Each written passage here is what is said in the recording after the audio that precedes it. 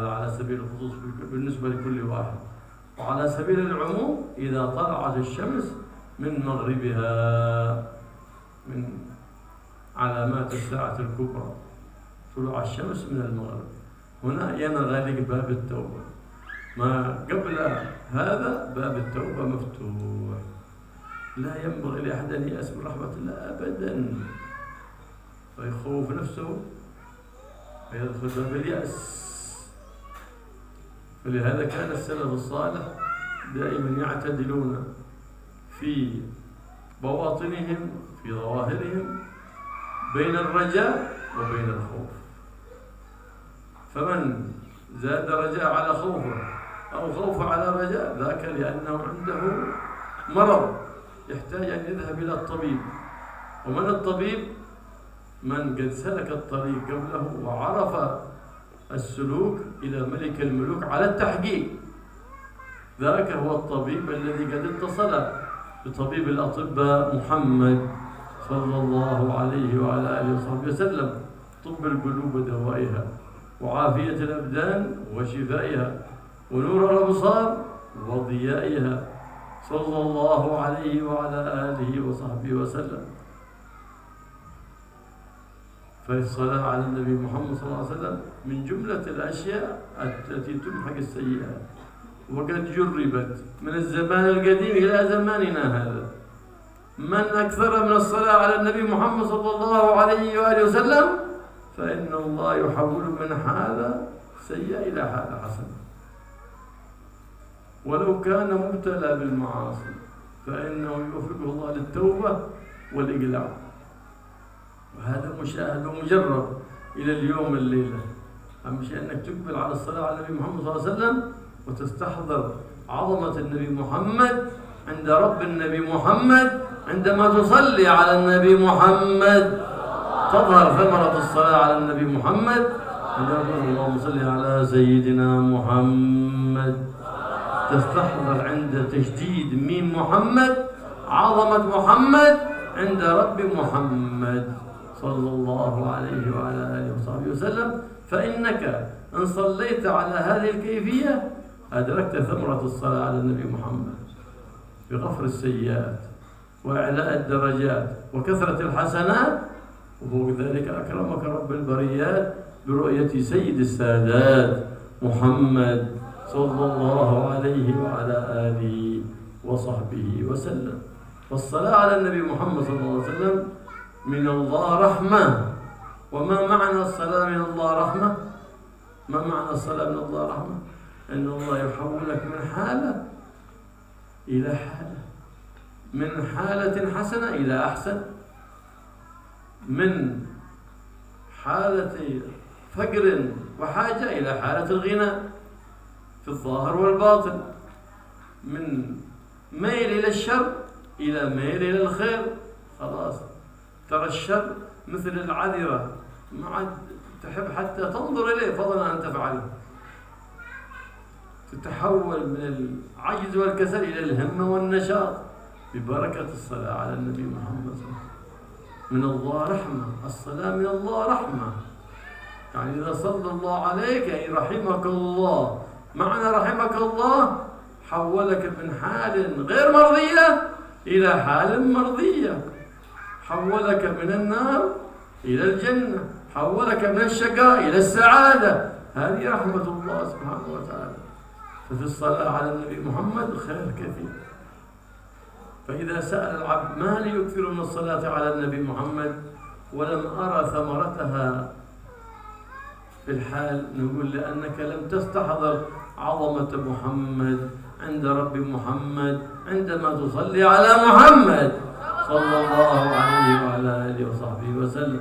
فالله يوفقنا للإكثار من الصلاة على النبي محمد في كل وقت وفي كل حين، ويجعلنا وإياكم من المقتدين به في كل أوان وفي كل زمان وفي كل مكان يا رب العالمين.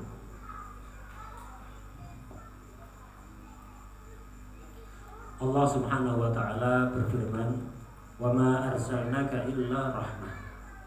Tidaklah aku utus engkau wahai kekasihku Muhammad sallallahu alaihi wasallam kecuali sebagai rahmat. Beliau ini rahmat untuk penduduk bumi maupun penduduk langit. Siapapun pasti mendapatkan bagian dari rahmat yang diberikan oleh Allah melalui perantara Nabi Muhammad SAW. Orang yang baik, yang taat, dia akan dapat bagian dari rahmatnya Nabi Muhammad SAW. Sehingga dengan rahmat tersebut dia mampu terus menambah kebaikannya. Orang yang pendosa pun tetap akan mendapatkan bagian dari rahmat Nabi Muhammad SAW. Apa rahmat yang diberikan oleh Allah kepada orang yang pendosa, ahli maksiat? Allah tidak langsung mengadab orang tersebut, diberi kesempatan untuk bertobat. Dikatakan ini khusus umat Nabi Muhammad SAW. Kita semuanya mengetahui, sejak kecil diajari bahwa setiap kita ini di kanan kiri kita ada malaikat kanan yang mencatat amal baik dan malaikat kiri yang mencatat amal buruk. Malaikat kiri itu ketika seseorang melakukan perbuatan maksiat, malaikat kiri mau mencatat maksiat tersebut dilarang oleh malaikat kanan. Malaikat kanan mengatakan jangan dicatat dulu, tunggu. Barangkali dia bertobat. Jika sampai lewat 6 jam, 6 jam yang kita kenal saat ini, jika lewat 6 jam kok dia belum bertobat, baru malaikat kanan akan memerintahkan malaikat kiri catat 1 dosa saja. Semoga Allah segera membebaskan kita dari orang ini. Jadi akan cepat mati. Jadi malaikat kanan kalau nyatat amal baik langsung. Malaikat kiri nyatat amal buruk tidak langsung. Ditunggu 6 jam, dikasih kesempatan untuk tobat. Karena itu sangat keterlaluan sekali. Kalau kita habis maksiat tidak langsung tobat sampai lewat 6 jam, sampai dicatat oleh malaikat kiri dan didoakan jelek supaya cepat mati. Setiap kita tidak pernah lepas dari dosa, tapi yang menjadi musibah terbesar adalah setelah berdosa tidak tobat. Dalam salah satu hadis Rasulullah SAW menjelaskan bahwa setiap kalian itu banyak bersalah, banyak kesalahan, banyak dosa. Tapi sebaik-baik orang yang banyak salah adalah yang banyak bertobat.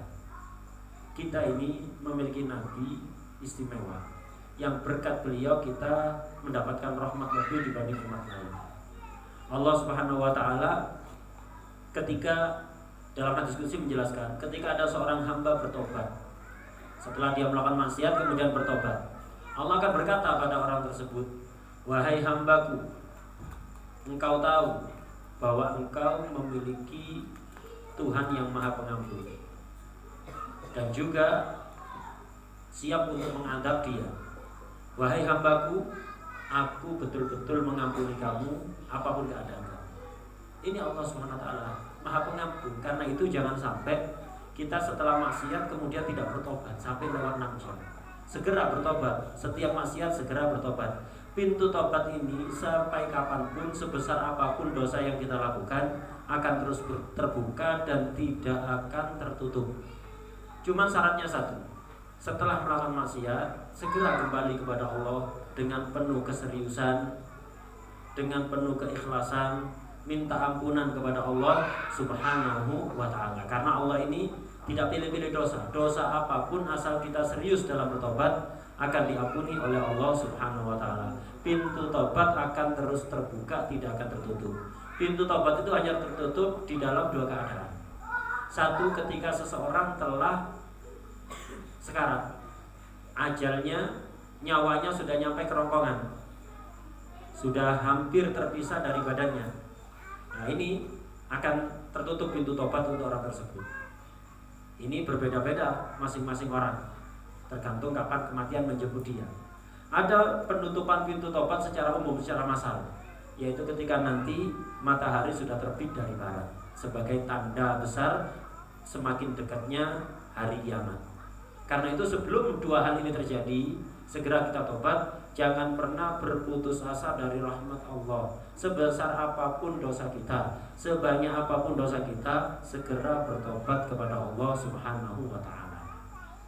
Ulama salaf itu mereka mengajarkan kepada kita agar selalu dalam hati kita itu selalu berimbang antara takut kepada Allah dan harapan atas rahmat Allah. Jangan sampai ada yang lebih besar. Jangan kita ini terlalu besar takutnya sehingga putus asa. Jangan terlalu besar harapannya sehingga berani kepada Allah, terlalu pede bahwa pasti diampuni oleh Allah, sehingga kelakuannya tidak pernah benar. Tidak. Kalau ada orang rasa takutnya lebih besar, berarti dia sakit. Atau harapannya lebih besar, berarti dia sakit, harus segera diobati. Berobatnya kepada siapa? Kepada dokter hati. Siapa dokter hati? Orang yang memang betul-betul telah mengetahui jalan suluk yang benar menuju Allah Subhanahu wa taala, yang telah terbimbing oleh guru yang juga telah melewati jalur suluk yang benar dan sanadnya bersambung kepada dokternya para dokter, yaitu baginda Rasulullah sallallahu alaihi wasallam, yang mana beliau ini termasuk sifatnya adalah dokternya hati dan orang yang bisa menyembuhkan hati siapapun yang sakit. Bukan hanya hati, beliau juga bisa menyembuhkan sakit pada badan kita. Beliau adalah yang merupakan cahaya mata kita sehingga mata kita bisa melihat. Kemudian beliau menjelaskan pentingnya salawat pada Rasulullah SAW. Di antara manfaatnya salawat pada Nabi itu akan menghapuskan kesalahan-kesalahan kita. Dan ini mujarab, terbukti sejak zaman dulu. Artinya bukan berarti kita bebas maksiat kemudian setelah itu salawat dengan begitu terhapus. Tidak. Kita pasti banyak dosa. Perbanyaklah sholawat. Barokahnya sholawat ini akan mendatangkan bantuan dari Allah untuk kita berubah menjadi lebih baik.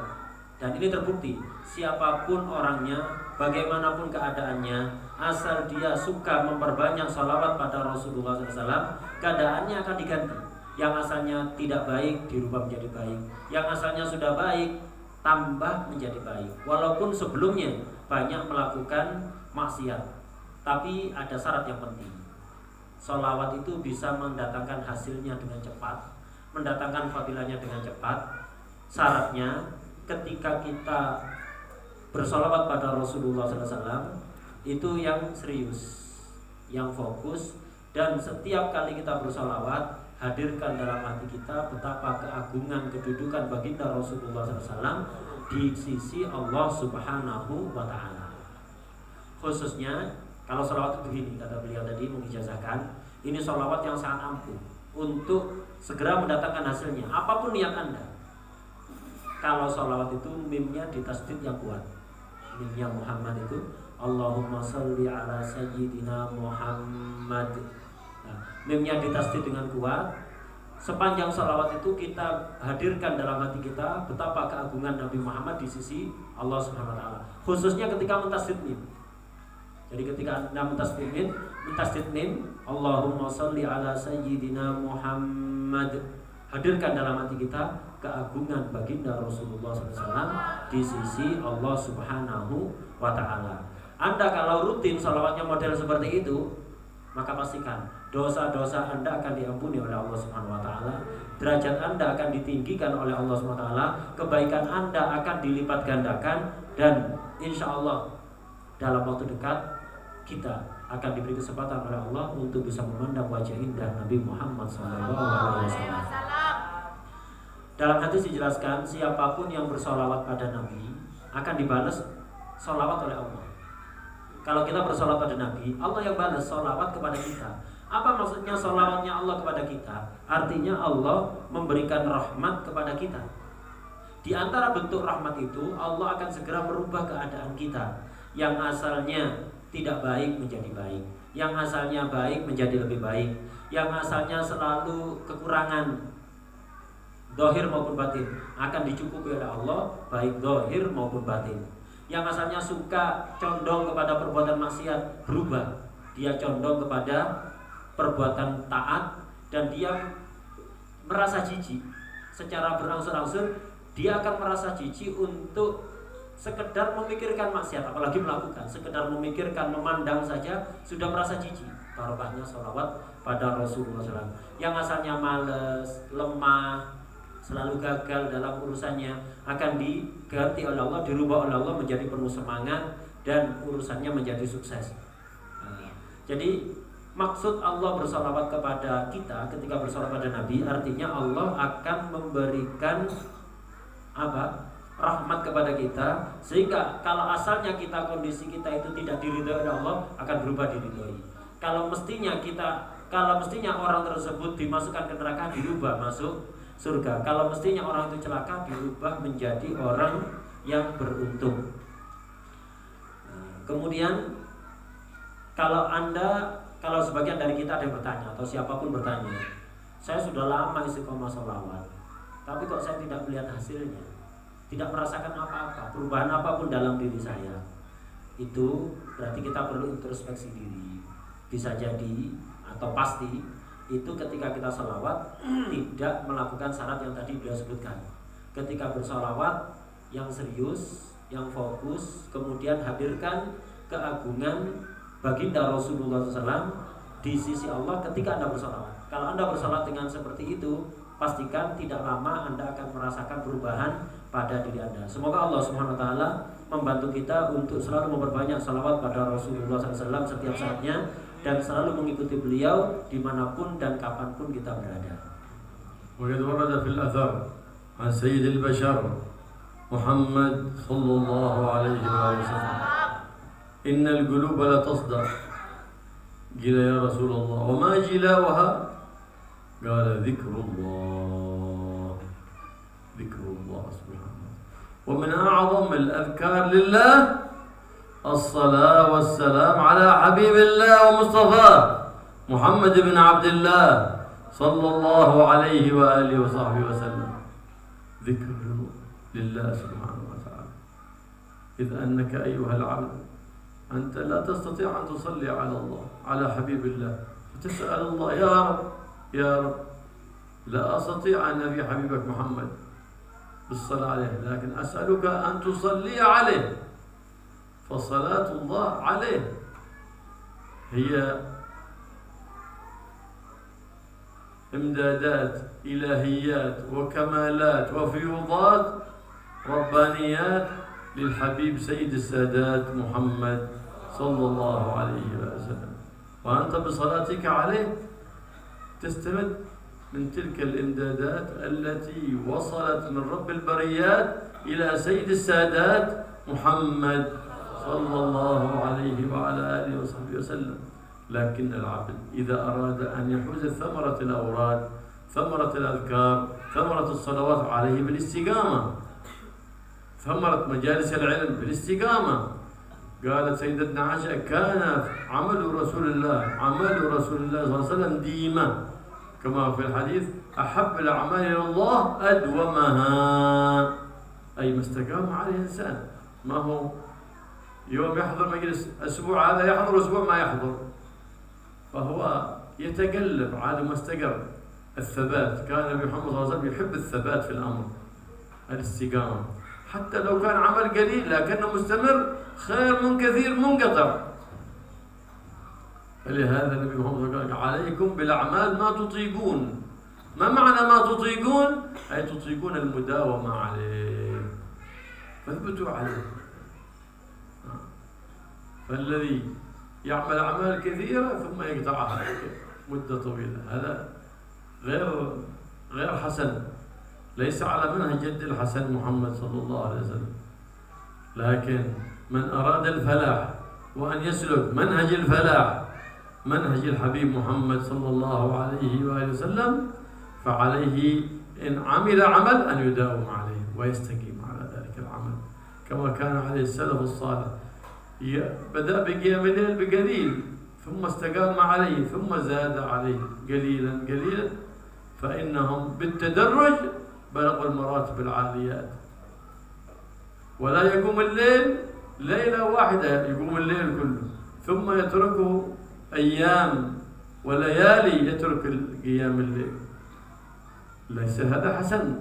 الحسن أن تبدأ بالقليل وتستقيم على ذلك، ولا تتركه عند الانشغال وتزيد عليه عند الفراغ.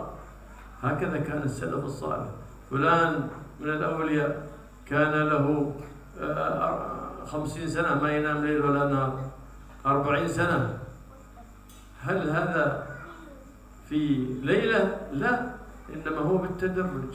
وهكذا النفس ما فيها شيء جميل أبدا، لأن النفس الأمارة كافرة، متى يصير فيها نور الإيمان؟ إذا صارت نفس لوامة، كلما فعلت شيء من الشر تلومك وتؤنبك.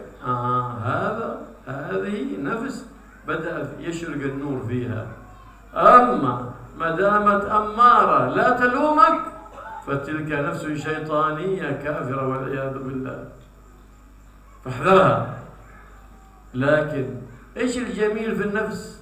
أنك إن عودتها الخير، مجلس تعليم، ذكر، ورد، صلاة، قراءة، عودتها الخير تعودته. وإن عودتها الترك تركت. فلهذا قال النبي محمد صلى الله عليه وسلم: من ترك ورده من الليل فأداه فيما بين الفجر والظهر فكأنما أداه من الليل. أنت نمت لكنك ورد من صلاة، من تلاوة، من قراءة، ورد أو نحو ذلك فأديته. إذا فاتك الوتر قضيته ثاني يوم، فاتك الضحى قضيتها بالليل، فاتتك الوتر قضيته بعد صلاة الضحى. إذا علمت النفس أنك تقضي بعد ذلك ما تألف الترك أبدا. أما إذا ألفتها الترك ولا تقضي خلاص ألفت الترك خلاص. فالنفس إن ألفتها الخير ألفته، وإن ألفتها الشر ألفته، كما قال الإمام الأبوصيري: والنفس كالطفل إن تهمله شب على حب الرضاع وأن تفطمه ينفطم. الطفل كذلك الصغير بقى تفطمه أمه يبكي شهر شهرين ثم خلاص يستقل بنفسه ويعتمد على طعام غير اللبن عند الفطر.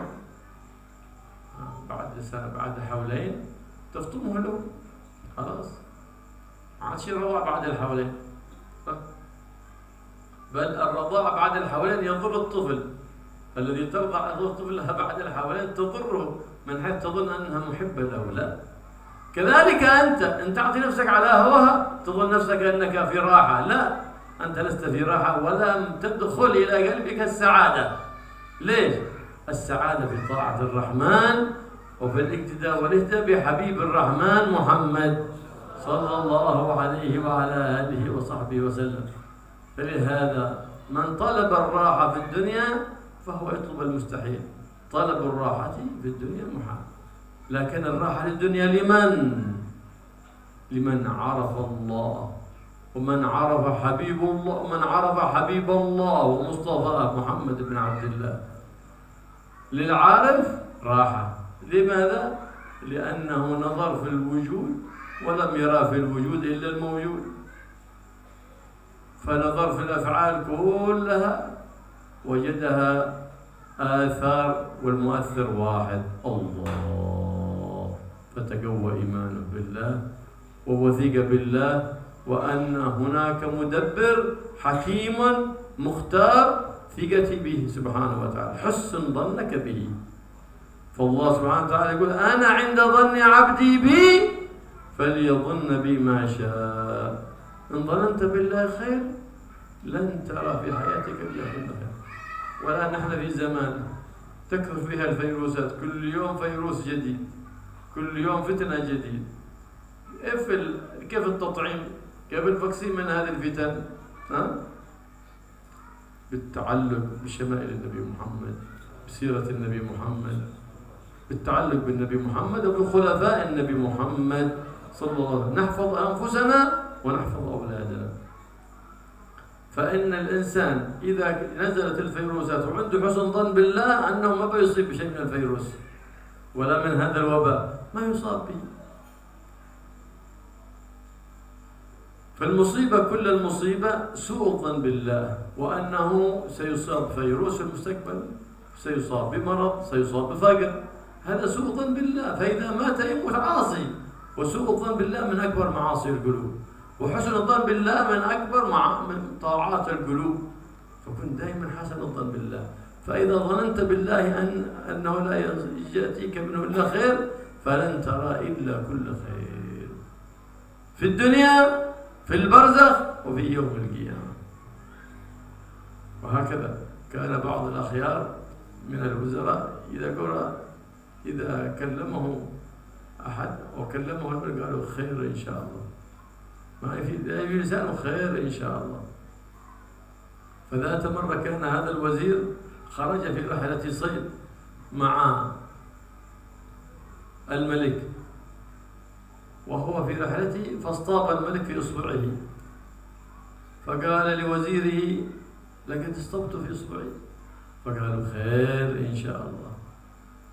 فلما رجع ونادى على الطبيب قال عندك مرض ولا بد أن نقطع هذا الإصبع من أجل أن لا يسر المرض إلى بقية اليد. فقال لوزيره قال خير إن شاء الله. فقال عجيب، فيقطع إصبعي تقول خير؟ أنت قليل الأدب، أدخله السجن هذا الوزير. فقطعت إصبع الملك، ثم بعد ذلك بعد أن شفي خرج لرحلة صيد، وتعجب الملك عندما أدخل الملك الوزير إلى السجن، يقول الوزير خير إن شاء الله. فلما خرج بعد أن شفي الملك إلى رحلة صيد ابتعد عن حاشيته وعن حراسه، فإذا أناس من عبدة الشيطان والعياذ بالله يمسكون هذا الملك يريدون أن يذبحونه هدية لمعبودهم الشيطان، فرأوه إصبعه مقطوعة، قالوا لا ما يصلح هذا يذبح لشيطانهم، كيف نذبحه بناقص إصبع؟ ما يصلح، اتركوه فنجيب واحد ثاني كامل الأطراف نذبحه، يذبحونه لشيطانهم، فتركوه. فلما رجع إلى قصره أمر أن ينادى على الوزير من السجن، فجيء به أمام الملك فقال له بأسألك يا هذا لماذا قلت لي عندما قطع أصبعي خير إن شاء الله؟ قال نعم، لو إصبعك لم يقطع وأمسكوك أولئك عبدة الشيطان لقتلوك لأنك كامل الأطراف. إيش الذي نجاك من القتل؟ كون إصبعك مقطوعة. عاد عندي سؤال، قالوا ما هو؟ قال أدخلتك السجن وتقول خير إن شاء الله، هل في السجن خير؟ قال نعم، لو لم أكن في السجن وكنت معك في رحلة الصيد التي أمسكك فيها عبدة الشيطان لكنت أنا الآن المقتول، لأنني سليم الأعضاء وأنت السليم، وأنت بتنجو من الموت وكنت أنا مكانك، فالسجن خير لي من الخروج معك. فعرف الملك أن هذا الوزير حكيم وأنه يرى الفاعل في كل شيء الله، وما على العبد إلا أن يسلم لله، كما قال الله لعبده داود يا داود أنت تريد وأنا أريد، إن سلمت لي فيما أريد أعطيتك ما تريد، وإن لم تسلم لي فيما أريد أتعبتك فيما تريد. فالله يفعل ما يريد، هو الفاعل المريد الله سبحانه وتعالى. فأنت تتوسل إلى الله بأسمائه وبصفاته، وتتوسل إلى الله بحبيبه محمد صلى الله عليه وسلم في قضاء حاجاتك فتقضى بإذن الله، في رفع البلاء فيرتفع بإذن الله، فالواسطة العظمى في جلب ما رمنا ودفع ما خفنا هو حبيب الله محمد صلى الله عليه وآله وصحبه وسلم. فجزى الله عنا سيدنا ومولانا محمد خير ما جزى نبيا عن أمته صلى الله عليه وآله وسلم.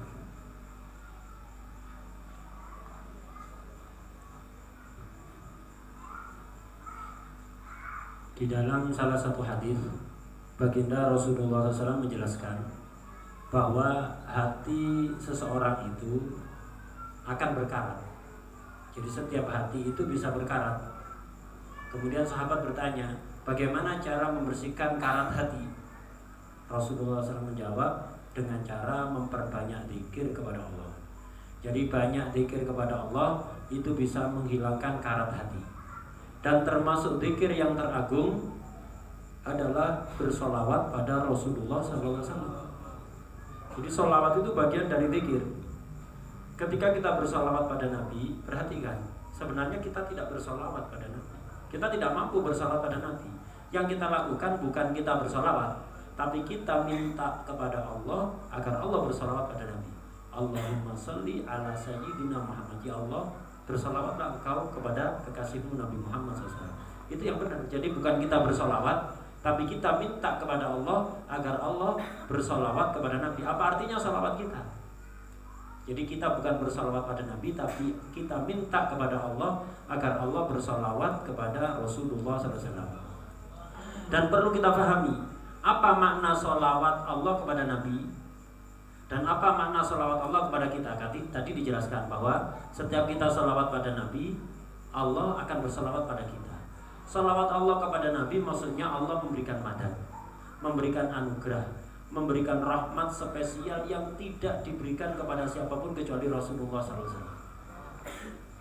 Ketika kita bersolawat pada Nabi, kemudian Allah bersolawat pada kita, artinya kita bersolawat itu apa? Kita bersolawat pada Nabi maksudnya apa? Kita memancing madad tadi. Jadi solawatnya Allah kepada Nabi itu imdad, Allah memberikan madad, memberikan anugerah, memberikan rahmat spesial kepada Rasulullah SAW.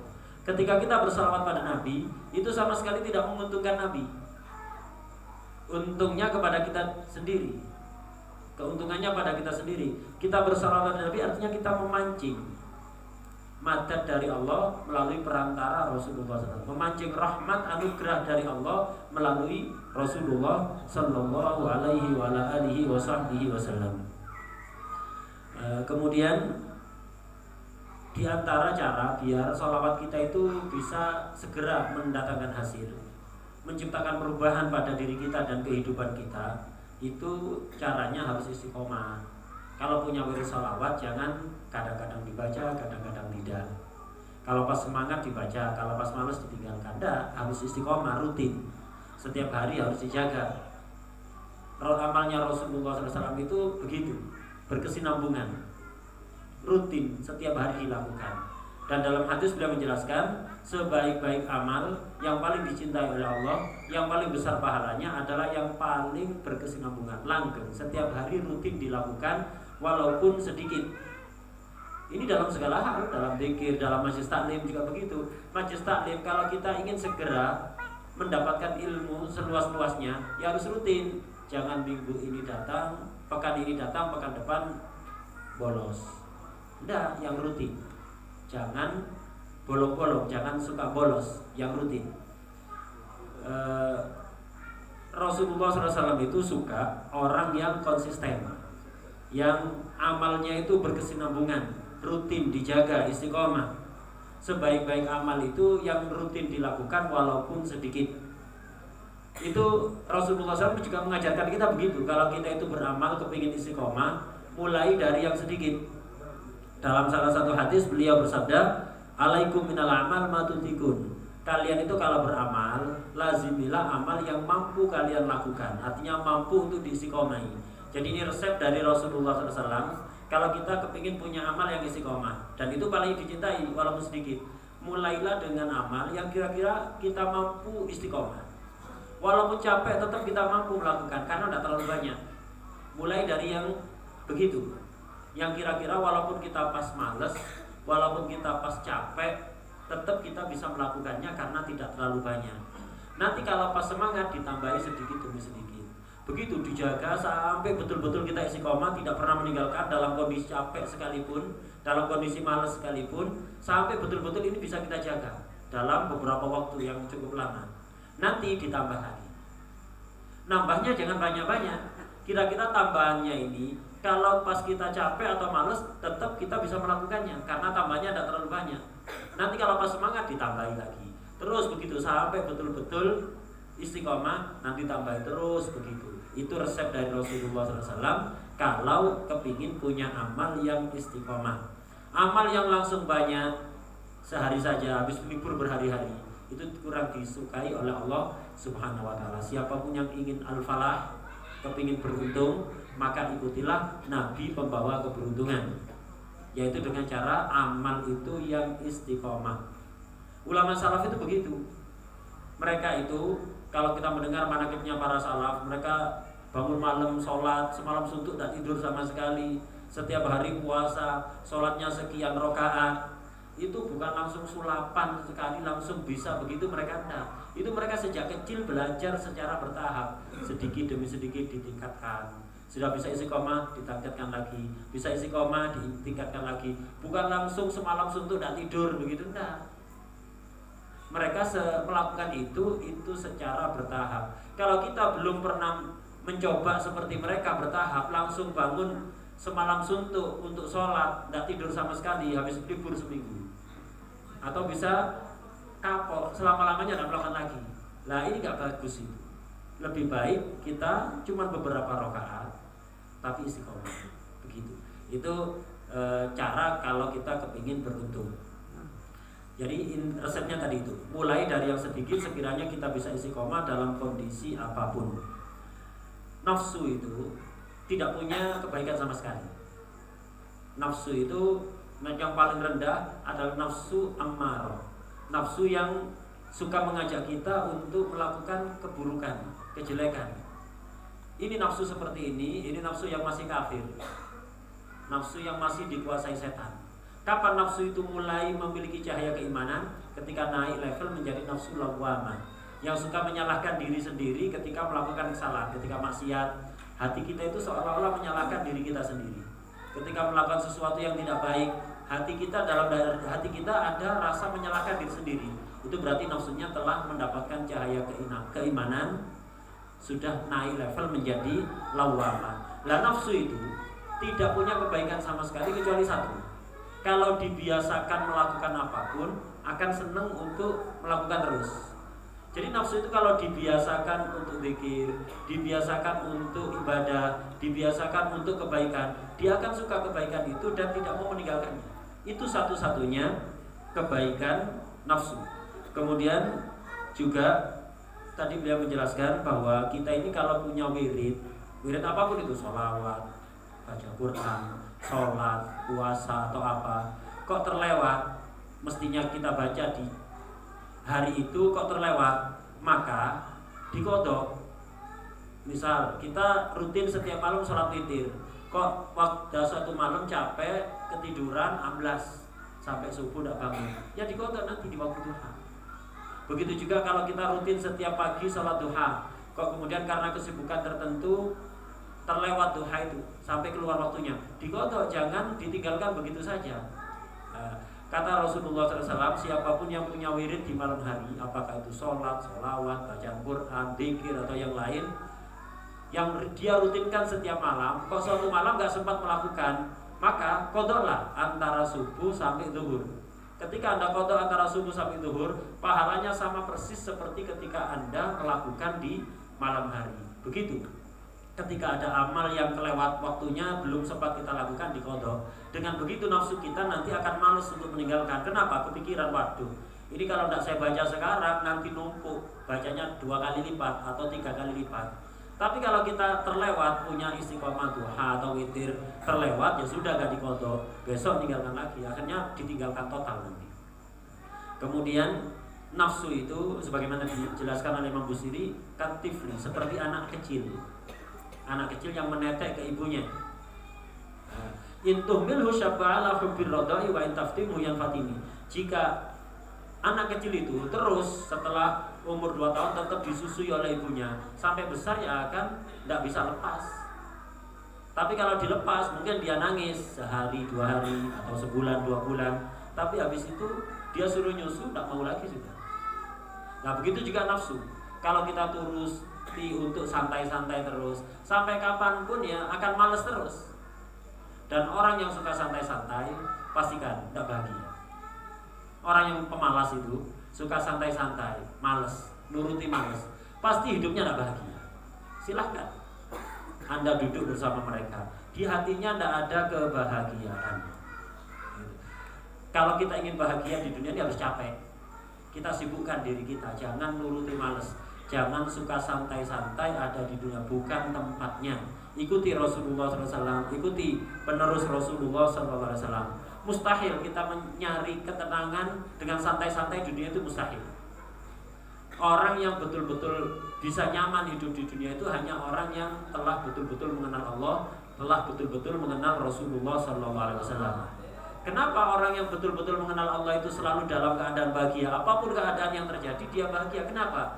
Dia yakin betul apapun yang terjadi itu kehendak Allah, yang mendatangkan manfaat Allah, yang bisa menolak madarat Allah. Apapun yang terjadi di sekitarnya, dia yakin betul itu dari Allah, dan yang bisa membereskannya hanya Allah. Dia kembali kepada Allah, akhirnya tenang, tidak bingung. Orang yang betul-betul mengenal Allah itu akan bahagia ada di dunia. Dan kita ini harus selalu setiap saatnya berbaik sangka atau husnudzon kepada Allah.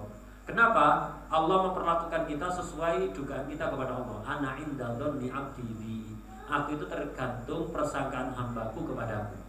Seorang hamba yang selalu berbaik sangka kepada Allah, pastikan di dunia, di barzah atau di akhirat, dia hanya akan mendapati kebaikan. Sebaliknya, jika orang berburuk sangka suudzon kepada Allah, Allah akan memberi sesuai dugaannya. Misal ketika musim virus, banyak virus bertebaran, virus zahir maupun batin.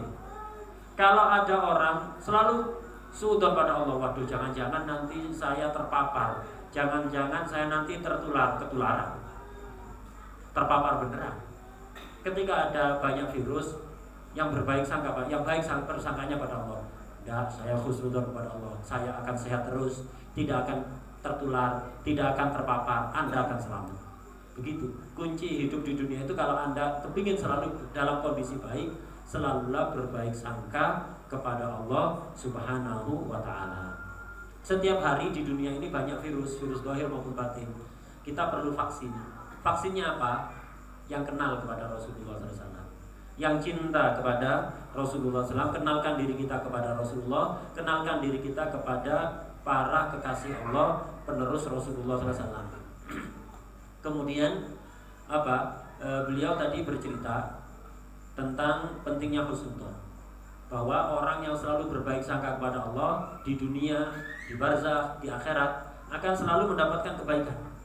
Apapun yang terjadi katakan khair, insyaallah, insyaallah baik. Selalu apapun yang terjadi, walaupun tidak menyenangkan, selalu ucapkan dari lisan kita khair, insyaallah, baik, insyaallah. Ada kisah dulu itu, ada seorang raja akrab dengan salah satu menterinya. Kemanapun pergi raja ini pasti ngajak menteri ini. Dan raja ini suka berburu, dan setiap berburu pasti ngajak menterinya ini.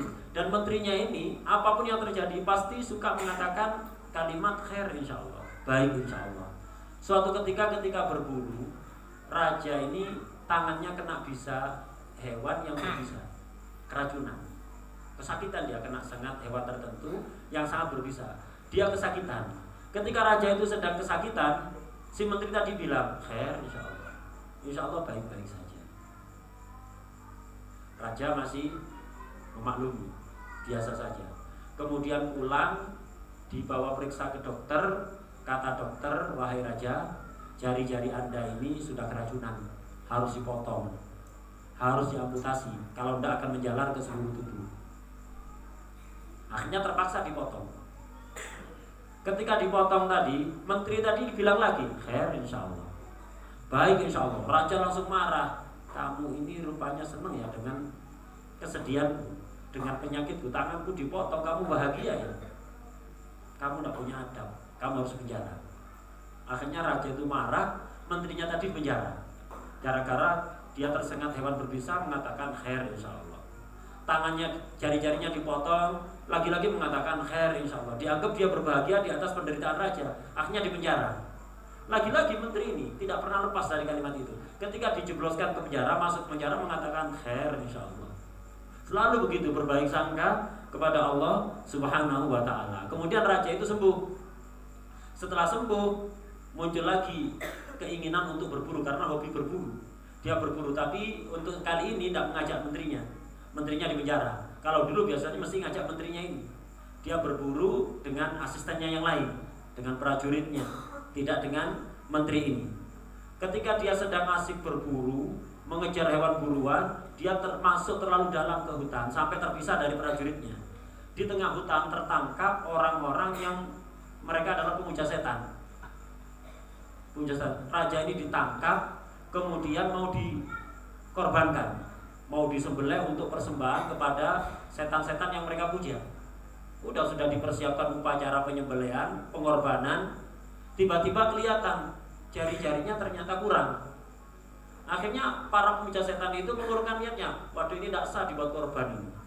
Kenapa? Jari-jarinya kurang. Nanti dewa ini bukannya malah senang, malah murka ini. Pemuja setan itu. Akhirnya dilepaskan, dibebaskan. Gara-gara jari-jarinya kurang. Dibebaskan, pulang ke rumah. Dia akhirnya teringat menterinya. Saya penasaran, menteri ini kok kenapa? Apapun yang terjadi mesti ngomong khair insyaallah. Menteri tadi dipanggil. Menteri, aku ingin nanya, kenapa kamu setiap saat itu selalu mengatakan khair insyaallah? Saya ingin nanya, pertanyaan pertama, ketika tanganku dipotong, kamu ngomong khair insyaallah, baik insyaallah. Baiknya itu di sisi mana? Jari-jari terpotong, kok kamu katakan khair insyaallah? Baiknya itu di sisi mana? Menteri menjelaskan, wahai raja, Anda tidak sadar. Anda kemarin berburu, tertangkap pemuja setan, kemudian Anda mau disembelih, mau dikorbankan, tidak jadi gara-gara jari-jari Anda kurang. Coba jari-jari Anda lengkap, Anda sudah tinggal nama, tidak pulang Anda. Nah, terbukti kan bahwa jari-jari Anda terpotong itu lebih baik bagi Anda daripada leher Anda yang terpotong. Kemudian, oke, saya menerima. Sekarang pertanyaan saya yang kedua. Kamu saya jebloskan ke penjara, kamu juga ngomong khair insyaallah. Baiknya di sisi mana? Menteri ini dalam hati mungkin mengatakan, kok masih belum paham aja raja. Nah, jadi menteri ini ngomong kemudian pada raja, wahai raja, dulu Anda setiap berburu pasti ngajak saya. Gara-gara saya di penjara, saya tidak ikut. Coba saya nggak di penjara, pasti saya ikut Anda berburu. Lah kalau Anda berburu, Anda tidak akan berpisah dari saya. Kalau masuk ke tengah hutan, yang tertangkap saya dengan Anda nanti. Ketika akan dikorbankan, mereka akan melihat jari-jari Anda kurang, Anda selamat pulang. Lah saya jari-jari saya utuh, saya nggak akan pulang nanti. Leher saya terpotong. Terbuktikan kalau saya di penjara khair insyaallah. Terbukti kebaikannya. Karena itu kita tiru ini. Ini sangat bagus sekali bahwa apapun yang terjadi itu pasti ada kebaikan di situ walaupun kadang kita belum memahaminya. Karena itu selalulah husnudzon kepada Allah Subhanahu wa taala. Allah Subhanahu wa taala juga pernah berfirman kepada Nabi Daud, wahai Daud, engkau punya kemauan, aku punya kehendak. Jika engkau menerima kehendakku, wahai Daud, maka aku akan menuruti semua kemauan kamu. Tapi jika engkau tidak menerima ketetapanku, tidak menerima kehendakku, maka aku akan membuat kamu capek untuk mengejar keinginan-keinginanmu, tapi yang terjadi adalah kehendakku. Nah, jadi dari sini kita bisa ambil bahwa apapun yang terjadi terima saja dari Allah. Insya Allah akan ada kebaikan di balik itu walaupun kita belum paham. Kalau kita punya hajat apapun, kita ingin ada musibah yang menimpa, kepingin segera diangkat, ada hajat, ada keperluan, ingin segera dikabulkan, maka mintalah kepada Allah dan jangan lupa tawassul dengan nama-nama Allah, dengan sifat-sifatnya Allah, dan jangan lupa tawassul dengan baginda Rasulullah SAW. Karena baginda Nabi Muhammad adalah perantara untuk kita di dalam menggapai apapun yang kita inginkan dari Allah dan menolak apapun yang tidak kita inginkan. Karena itu semoga Allah membalas kepada Rasulullah SAW dengan sebaik-baik balasan yang diberikan oleh Allah kepada seorang Nabi atas jasa-jasanya kepada umatnya. Allahumma ya mufarrij al-khair wal-khair wa'afina wa'alaihi. Allahumma inna nas'aluka min fadlika la taj'alna asaba ni'matik. Allahumma sin 'aibatana fil umuri kulliha wa ajirna min khizyi dunya wal akhirah. Ya malik ad-dunya wal akhirah. Allahumma fir ma'ana Allahumma asra' awratina wa amir rawatina. اللهم اغفر لما يرضيك عنا وجدنا كل ما يسكت عنا برحمتك يا أرحم الراحمين يا أرحم الراحمين يا أرحم الراحمين. واصل الأعمار في الطاعات وابعدنا عن كل ما يسقطك عنا وقربنا كل ما يرضيك عنا يا رب العالمين. وقربنا من كل ما يرضيك عنا يا رب العالمين. وإنا عن كل بارك في هذا المكان في نهج الفلاح واجعل من فيه ومن يزال في نهج الفلاح اليمن يا رب العالمين. أهل اليمن والإيمان والفلاح والنجاح بجاه النبي محمد سيد المفلحين وسيد الناجحين يا رحمن يا رحيم يا حي يا قيوم. اجعلنا من البارين المنعم عليهم يا رب الموجودين بالنبي محمد الرؤوف الرحيم صلى الله عليه وسلم على طاعة الله ورسوله. اختم بالصالحات أعمالنا واجعلنا وأنت راض عنا في خير ونصر عنا وعلى خير من بعد انقضاء أجالنا قول لا إله إلا الله